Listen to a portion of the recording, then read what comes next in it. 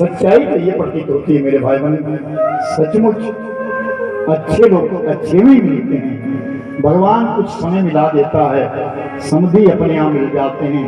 बच्चों ने संबंध बनाया जैसे भी बनाए, आज मित्र मित्र अच्छे हैं, सब एक दूसरे के पास आए और भगवत कथा में आए, परमात्मा की कथा में आए हैं। ये संबंध इसी प्रकार बना रहे, भगवान इसी प्रकार आप सबको जोड़े रखें, क्योंकि भागवत जी है, भागवत जी का दूसरा नाम कल्पतरु है।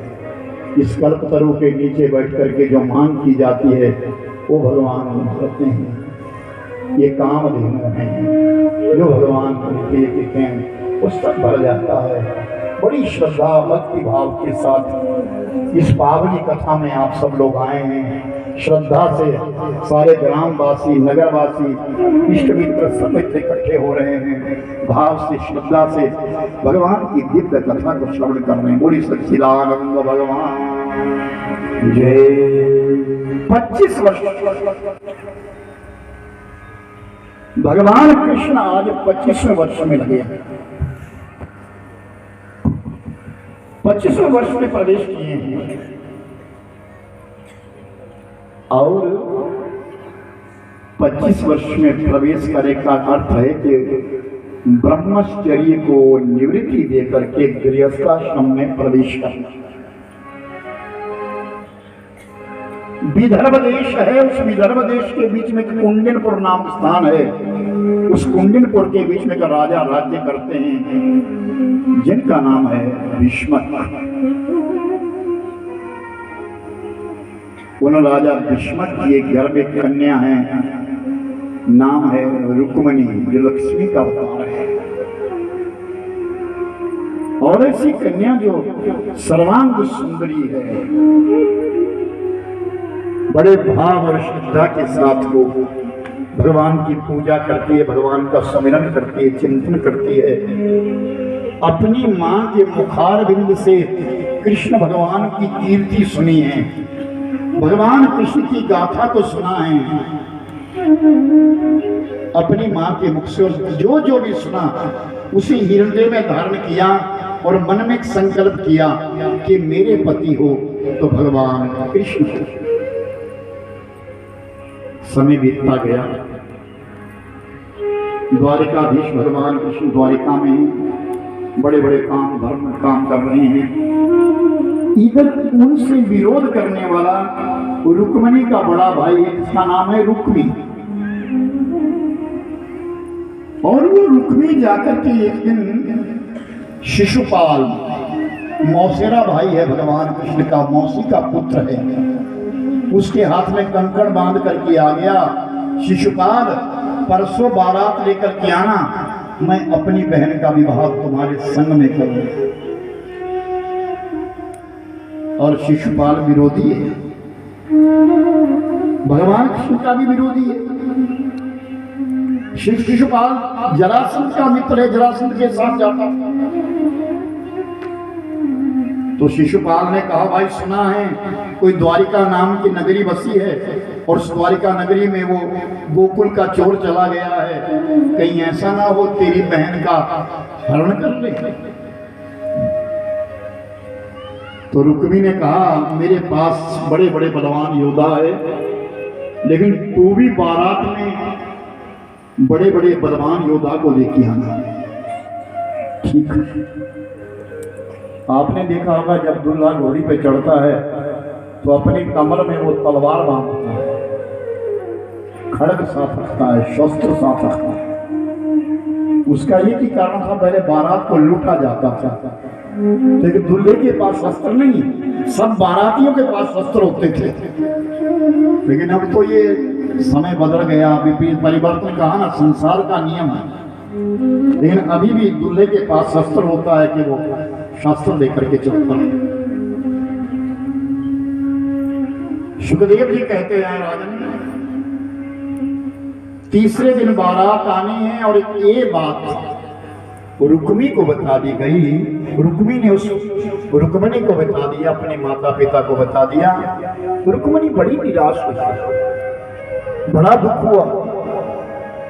मैं तो मन कर्म और वचन से कृष्ण को चाहती हूं, मैं कृष्ण प्रियासी हूं, मेरा विवाह हो तो कृष्ण से हो।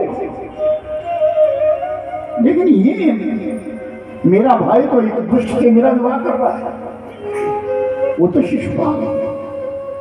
और शिशुपाल जो था वो जन्मजात ही दानव किए था। ये समय शिशुपाल का जन्म हुआ तो उसके एक नाक नहीं 2 नाक थे, 2 आंखें नहीं 4 आंखें थी, 2 कान नहीं 4 कान थे। ऐसा विचित्र बालक पैदा हुआ था। तो मां ने, मौसेरी मां ने पूछा, ज्योतिषियों से पूछा, ये क्या बात है, कैसा बालक पैदा हुआ है? क्योंकि मां को तो जैसा मर्जी बालक पैदा हो उसको प्रिय होता है, प्यारा लगता है। ये कुरूप क्यों है, स्वरूप क्यों नहीं है? तो ऋषि मुनियों ने कहा एक भेदता है, जिसकी गोदी में ये बालक बैठेगा कोई ऐसा महापुरुष होगा, किसी महापुरुष की गोदी में जैसे ये बालक बैठेगा ना, इसके ये फालतू के अंग गिर जाएंगे, अपने आप गिर जाएंगे। लेकिन एक बात है कि जिसकी गोदी में भी ये अंग गिरेंगे ना, उसके हाथों से ही इसकी मौत हो। तो घबरा गई, मेरे बालक को कौन मारे, कौन मारे? अब जो भी घर में मेहमान आता उसकी गोदी में बालक को डाल देती, जो भी मेहमान आता उसकी गोदी में बालक डाल देती।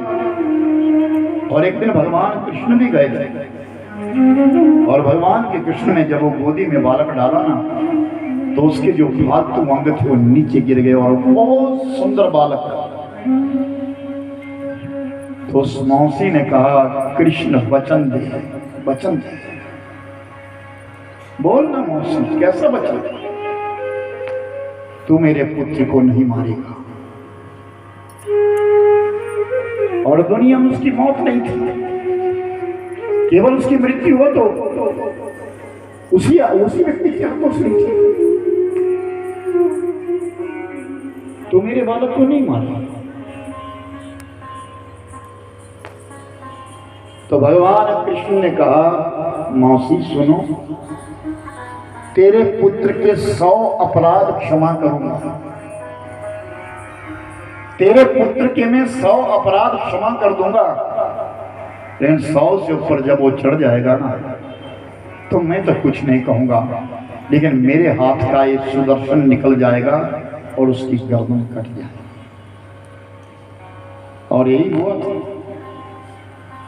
वो शिशुपाल 100 गालियां देता था और फिर भूल जाता था, पीछे हट जाता था। 99 गालियां देता, पीछे हट जाता था, चुप हो जाता था, गिनती करता रहता था। लेकिन एक दिन एक गीटी बूटी को चुरा लिया था उस गिट्टी को, और जब उसने 101 गाली दी तो भगवान के हाथों से सुदर्शन चक्र निकला, और जैसे ही वो चक्कर निकला उंगली कट गई। भगवान कृष्ण के हाथों की उंगली कट गई थी, और जाकर के सुदर्शन ने शिशुपाल का तो वध कर दिया था, इनकी खून की धारा निकल गई थी। उसी समय उस पांचाली ने, उस कृष्णा ने, उस द्रौपदी ने अपने साड़ी को तुरंत फाड़ा और भगवान के हाथ में वो उंगली में वो पट्टी बांध दी। तो भगवान ने कहा था, कृष्णा तूने इसमें 10 धागे बांधे हैं, करोड़ों गुना करके दूंगा मैं तेरे लिए। वही वस्त्रावतार लेकर के उन कौरवों की सभा के बीच में भगवान उस द्रौपदी की लाज बचाने के लिए पहुंचे।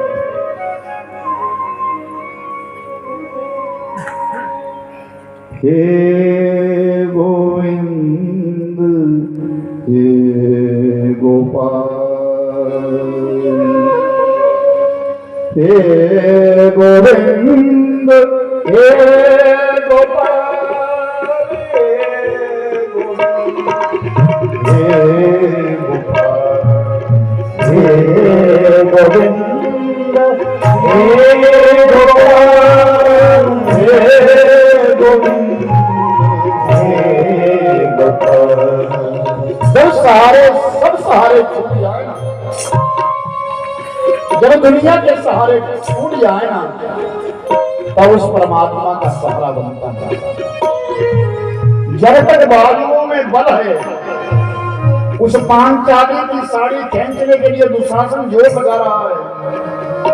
क्षत्राणी हूं मैं, वो क्षत्राणी है, वो क्षत्राणी है, अपने आप को क्षत्राणी समझ रही है। मेरी भुजाओं में बल है, वो क्या खींचेगा, लेकिन उसे नहीं मालूम वो अबला है, वो पुरुष है, इसलिए से ज्यादा बल है पुरुष में। तो दुशासन साड़ी खींचने लगा, अबला का बल क्षीण हो गया। विशुद्ध का महा की ओर देखा, नेत्र झुका दिए। पांडवों की तो पूछे कौन, कृपाचार्य की ओर देखा, नेत्र झुका दिए। हे गोविंद हे गोपाल, हे गोविंद हे गोपाल, कृपा निधान जानिए।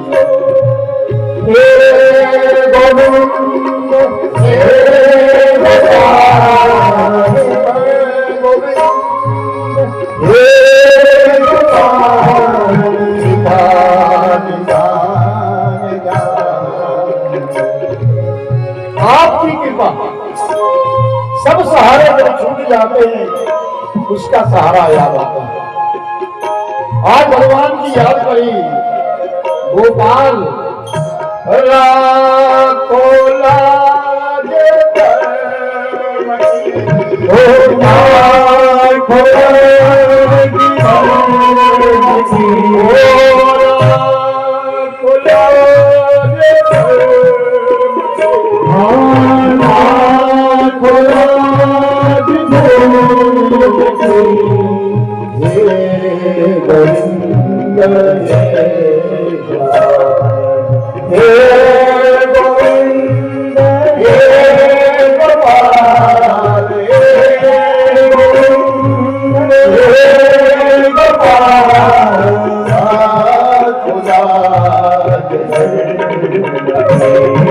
खुदा